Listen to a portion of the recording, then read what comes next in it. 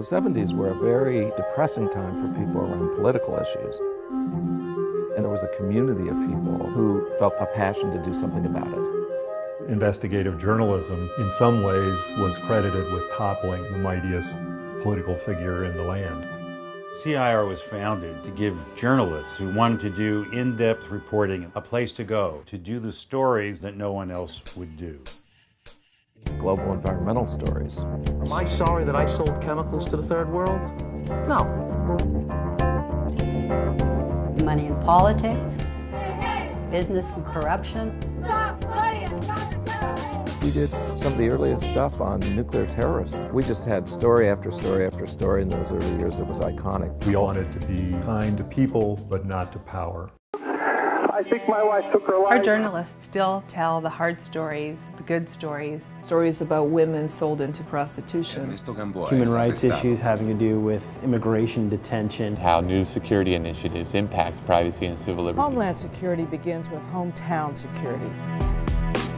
More information doesn't necessarily mean more clarity about anything. Investigative reporters tell a story that people can understand. Are the explanations we're being given the real truth? I started running into the name of a particular firm. FMG does autopsies in 14 other counties. You know, some of its doctors have made really critical errors. Today's journalist needs to be incredibly flexible, quick on his or her feet. You have to know how to shoot stills, to know how to shoot video. Investigative reporters follow the trail wherever it leads. How much of your data is being stored in databases about potential terrorism links? Who's ending up in these reports? Are they breaking any known rules or laws? Illegal growers, legal growers, law enforcement. An investigative reporter needs to be able to cultivate sources, to develop trust with sources. To see for yourself whether the claims being made are real.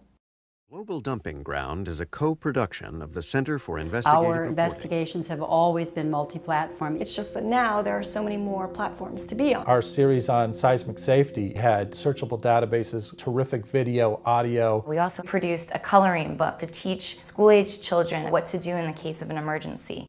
It was a story about people being aware of what the rules are. Our Homeland Security project, Under Suspicion, had a complete web package with extended interviews. There was a document library that contained almost 2,000 government reports. It had radio. All of America launched its for the news hour. Spot terrorists 6 years ago. We also produced an animated feature which explains how people end up in suspicious activity reports.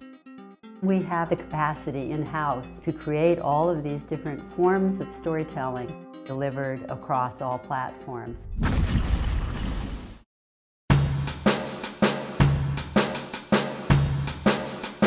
Unsolved crime from the civil rights era. We do stories that have an impact, but we can't do it alone. NPR and the Center for Investigative Reporting. A special co-production of KQED. It's not just one investigation for one news outlet. We're working with international, national, and local news organizations to make sure that our stories reach as many people as possible. Financial woes of your black Muslim bakery when he was shot and killed in downtown Oakland. Out of the Chauncey Bailey project, I learned that stories could be told in multiple markets at the same time with multiple media partners, and we really carried that model forward with our California Watch project, among other things.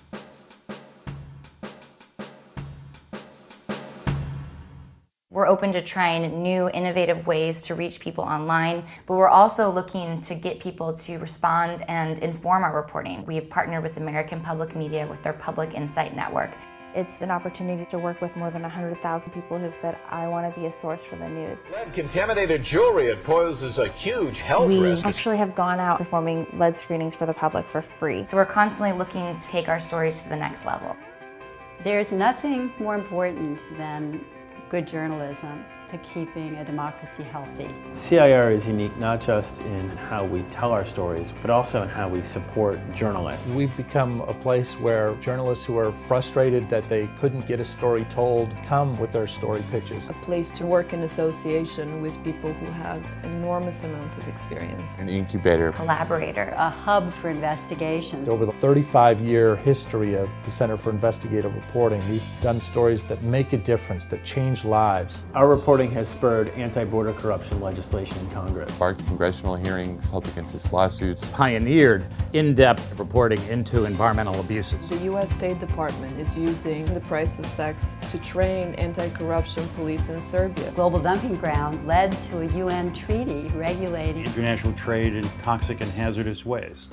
I think when we started the center, we saw it as something that had a 5 to 10 year survival lifetime. But we're still here. We create really high quality, credible journalism, investigative journalism, and we want to keep doing it for a long time.